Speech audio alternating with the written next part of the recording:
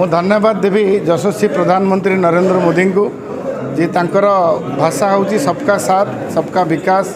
सबका विश्वास और सबका प्रयास। आज निर्मला सीतारमण आमर जी अर्थमंत्री आज जो बजेट अधिवेशन तांकर पास है यहाँ समस्त सर्वव्यापी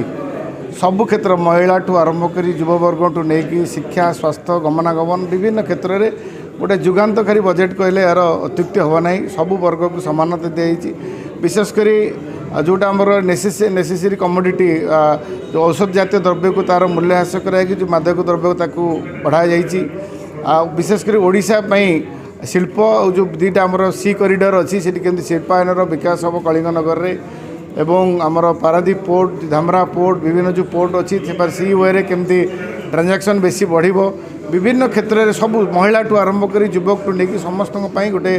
बहुत बढ़िया बजेट आशा रखुची सारा भारत वर्षर आहरी जो विकास आड़े आम जाऊे पृथ्वी में 1 नंबर होगा जाऊे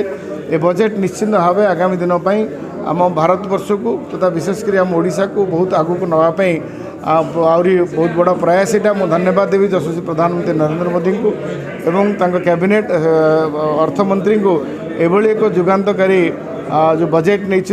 सर्वव्यापी समस्त पाखे ग्रहणीयता हम बोली आम आशा रखुचु लोकंर विश्वास जो भारतीय जनता पार्टी पर अच्छी ये जो बजेट उपर आहुर आस्था प्रकट करेंगे 2026-27 माननीय वित्त मंत्री द्वारा ये जो बजेट्र अर्थव्यवस्था होती ओडिशावासी जानी रखा दरकार जे डबल इंजिन सरकार हैला परे जे ओडिशार कौन अर्थव्यवस्था रही अधिका ओडिशार खणी विशेषकर खणी खादान ओडिशा तमिलनाडु एवं आपणकर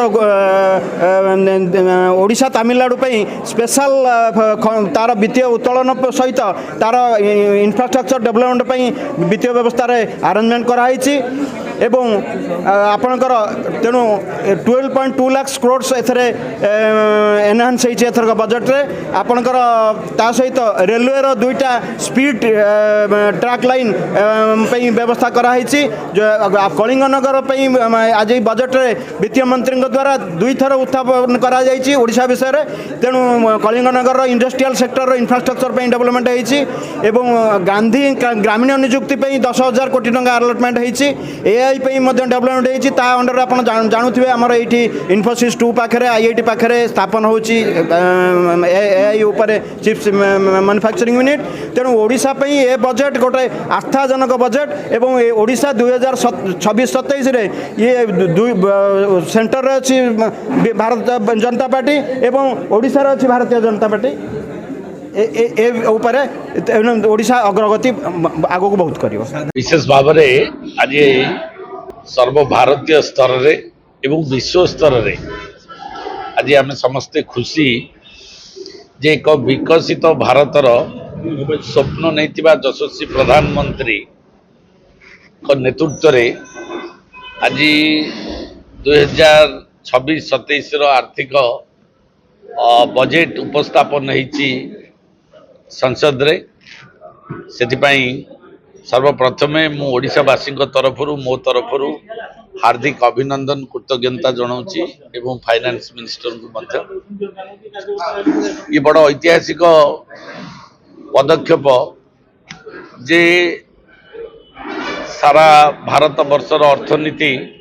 सारा विश्वर तृतीय चतुर्थ स्थान को जीवाई जो प्रयास आरंभ करछि 26-27 12 लाख कोटी टंकार बजेट आज उपस्थापन होती उपस्थापन भितरे सारा भारत पई विभिन्न प्रकार योजना करथिला बेले ओडिशा पई मध्य मोदी जी का सरकार संपूर्ण प्राधान्य देइछंती सेथिरे हमर कॉरिडोर कथा हो कि जातीय राजपथर कथा हो किंबा रेलवे सेक्टर रे हो किंबा कोकोनट डेवलपमेंट प्लान उपरे मध्य प्राधान्य दिया जाइछि एवं ये बजेट रे ओडिशा मध्य गोटे सबुठ बड़ श्रेय पाइब निश्चित भाव में आम जिते गोटे सारा भारतर चित्र को देखा चाहूचे अर्थनीति क्षेत्र में और विकास क्षेत्र में सेतबेले ओडिशा तार गोटे हृत्पिंड ओडिशा प्रति मोदी जी बहुत ध्यान रही ओडिशा किभली भाव में एक विकसित ओडिशा हम और भारत वर्ष रे ओडिशा प्रथम स्थान को जीव ये जो मोदी जी कहते से बजेट रे मध्य सबु सेक्टर रे से रेलवे रे हो रास्ता रे हो एनएच रे हो विभिन्न सेक्टर रे आम ओडिशा पई बजेट अच्छी जेहेतु बजेट प्लेस होपर जो डिस्कसन को आसो तार पुनर् अवस्था आपण मैंने देखिपारे आम डिमांड जो डिमांड डिस्कसन हम तो every scheme wise every sector wise एवं एव्री प्रोजेक्ट वाइज आम जापर।